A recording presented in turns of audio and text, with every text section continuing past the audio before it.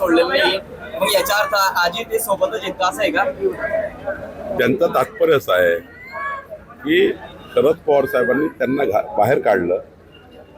अनेक उदाहरणं त्यांनी दिले. जेव्हा त्यांनी पक्ष सोडला, मोदीच्या विकसित भारताच्या संकल्पाला अजितदादांनी साथ दिली, त्यावेळेस त्यांनी जे भाषण केलं होतं ते भाषण जर तुम्ही उघडून बघितलं, त्या भाषणात सारं त्या ठिकाणी अजितदादांनी मांडलेलं आहे. श्रीकांत शिंदे म्हटलेले आहे, काय वाटतं तुम्हाला त्याच्या? माननीय राजसाहेब ठाकरे यांची भूमिका मोदींच्या विकसित भारताला साथ देणे आणि अनेक वर्षापासून राजसाहेब जे भूमिका म्हणतात आहे ते महाराष्ट्राच्या विकासाची, देशाच्या विकासाची म्हणतात. मिळते जुळते त्या ठिकाणी विचार आहेत.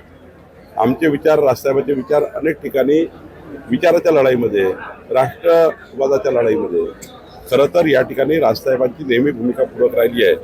त्यामुळे त्यांनी मोदीजींच्या समर्थनार्थ त्यांनी आपलं समर्थन जाहीर केलं आहे. त्यांचं आम्ही अभिनंदन केलं आहे. खरं तर राजसाहेबांचा आम्ही आभार मानतो. त्यांनी महाराष्ट्र आणि देशामध्ये मोदींच्या मागे ताकद उभी केली. निंबाळकरांना पाठिंबा दिलाय, काय फायदा होईल असं वाटतं तुम्हाला?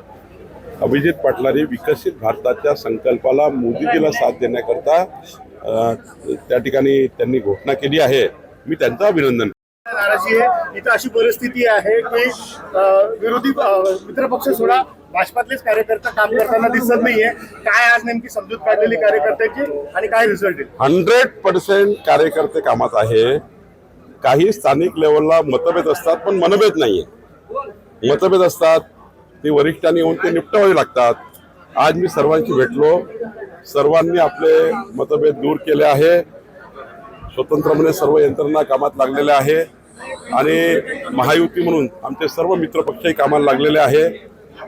या ठिकाणी ही बैठक एवढ्याकरता होती की 7 तारखेला 1 वाजता माननीय प्रधानमंत्री नरेंद्र मोदीजी नंदुरबारमध्ये येत आहे.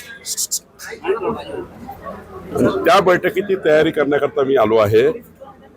विश्वगौरव युगपुरुष नरेंद्र मोदीजींना या ठिकाणी यावं अशी या भागातल्या आदिवासी समाजातील सर्व नागरिकांची इच्छा होती आणि म्हणून मोदीजींचा प्रवास आहे आणि मला अपेक्षा आहे की 1 लक्षाच्या वर जनता, नागरिक मोदीजींना ऐकण्याकरता येतील, त्यांचा संवाद ऐकण्याकरता येतील अशी मला आशा आहे आणि मला या ठिकाणी कॉन्फिडन्स आहे. कधीही अस्वस्थ राहिलेले नाही येते, म्हणून 84 वर्ष जगलेले आहेत. आता हल्ल्याची परिस्थिती जी 50-55 वर्षातच हार्ट अटॅकने मृत्यू होते. काय सांगणार याकडे? नाही, त्यांनी काय बोलले मला याबद्दल फार बोलायचं नाहीये. राणे साहेब बोलले तर त्यांचं तुम्ही ऐकलंच आहे. मला एवढंच वाटतं की शरद पवार साहेबांचं संपूर्ण राजकीय आयुष्य जे आहे ते असंच बदलत गेलं आहे. त्यांनी कधी त्यांच्या जीवनामध्ये 144+ आणले नाही. इतके दिवस त्यांनी राजकारण केलं. 144+ कधी केले का शरद पवार साहेबांनी? ममता बॅनर्जी, आपण इतर देश बघा, इतर राज्य बघा, प्रत्येक राज्यामध्ये स्वबळावर सरकार आले. पण पवार साहेबांना 40-50 वर्षाच्या राजकारणामध्ये स्वबळावर सरकार आणता आले नाही आणि उलट पोळापोळीचं राजकारण करू त्यांनी आपलं राजकारण जीवन ठेवलं. पोळापोळीचं राजकारण 77 पासून इतिहास घेतला. 77ला त्यांनी काँग्रेसला धोका दिला, मग पुलोद आलं, पुलोदला धोका दिला, मग त्या ठिकाणी अनेक काँग्रेस काढली, अनेक विषय आहेत. त्यामुळं प्रत्येकाला असं वाटतं की पवार साहेब हे बेभरोशाचे आहे. त्यांचं राजकारण हे बेभरोशाचं राजकारण आहे. आणि आता शेवटचं राजकारण काय आहे? आता आपल्या त्या ठिकाणी बारामतीमध्ये सुप्रियाताई निवडून यावे याकरता ते घरोघरी फिरतात आहे.